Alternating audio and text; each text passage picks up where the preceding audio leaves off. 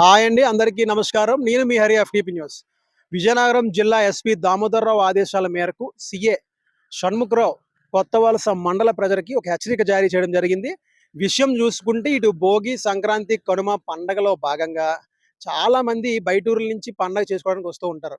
హ్యాపీగా పండగ చేసుకున్నామా, కుటుంబంతో గడిపామా, సరదాగా చిల్ అయ్యామా అన్నట్టు ఉండాలి తప్ప మందు తాగుతాం, రోడ్ల మీద బళ్ళ మీద వస్తాం, తిరగబడతాం అనుకుంటే 7 రోజులు జైలు శిక్ష అనేది పక్కా పడుతుందని ఆయన చెప్పడం జరుగుతుంది. దీనితో పాటు ఈ కనుమ, సంక్రాంతి వచ్చేసరికి బల్లాట్లు, దాన్నే గుల్లాట్లు అంటారు.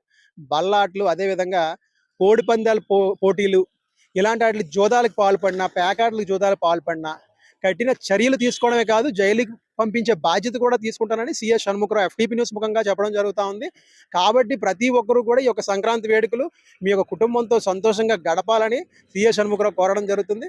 తస్మాత్ జాగ్రత్త, మందుబాబులు, జోదగాళ్ళు ఈ యొక్క సంక్రాంతి పండుగ జాగ్రత్తగా జరుపుకోనని సీఎస్ షణ్ముఖరావు హెచ్చరిక జారీ చేశారు. చూస్తూనే ఉండండి ఎఫ్టీపీ న్యూస్. ఇలాంటి మోర్ ఇంట్రెస్టింగ్ టాపిక్స్ ఇస్తూనే ఉంటాను.